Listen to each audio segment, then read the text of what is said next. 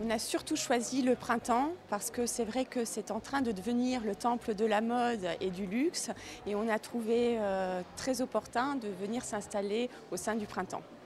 À l'heure actuelle, on est vraiment maintenant plus sur une clientèle parisienne et aussi beaucoup de Russes qui viennent de s'implanter à Paris et qui découvrent avec plaisir notre petite joaillerie du café Pouchkine à Paris.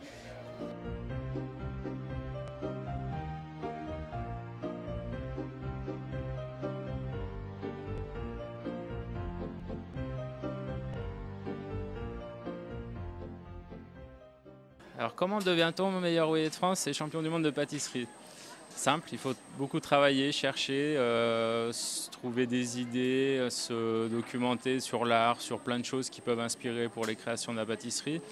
Et c'est surtout un gros travail, c'est beaucoup d'années d'expérience, pas de sacrifice, parce que c'est une passion, donc c'est pas un sacrifice, mais c'est vraiment aller au bout de soi-même, en fait, voilà. La première inspiration, c'est ma gourmandise. Un gâteau, je le pense pour moi. Donc c'est un peu égoïste, mais je le pense pour moi, quoi. J'ai envie de le manger, j'ai envie de le faire, donc je le fais. Ça peut être du simple éclair vanille en passant par la rose chocolat noir qui est à base de mûre, de thé jasmin et de chocolat.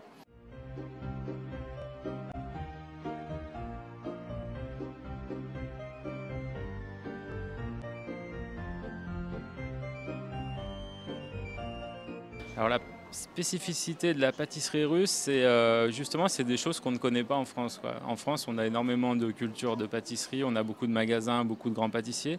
Le dessert russe, personne ne le connaît, quoi. Un Pryanik, un Medovik, un Prague.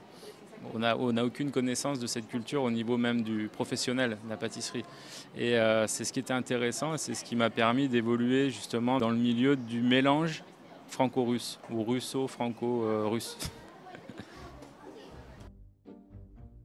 Au fait, le Paris-Moscou, c'est vraiment le gâteau du mélange des cultures par excellence. Au fait, le Paris-Moscou, l'idée est venue du Paris-Brest, un dessert typiquement français. Et donc le cheminement, il était très simple. C'est une base de pâte à choux, comme le Paris-Brest classique. Ensuite, dessus, on a une nougatine, parce que sur le Paris-Brest, on a souvent des amandes effilées, des choses comme ça. Donc là, j'ai fait une petite nougatine. Et à l'intérieur, le côté russe du dessert, c'est donc cette gelée de kvass. Donc le kvass, c'est quelque chose que très peu de Français connaissent et qui, moi, me fascine au niveau du goût, au niveau de la confection. Donc là, nous, on fait notre kvass maison au laboratoire. Et ça a été ce jeu entre la noisette, le caramel et ce fameux kvass. C'est quelque chose qui m'intéresse justement, c'est un mélange de culture et un mélange de goût.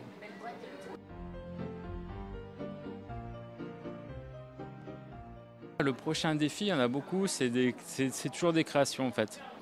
J'essaie de faire entre 10 à 15 nouveaux desserts par mois, qui ne sont pas forcément mis au magasin, mais qui sont des esquisses, des ébauches et qui permettront de retravailler peut-être 2 mois plus tard dessus.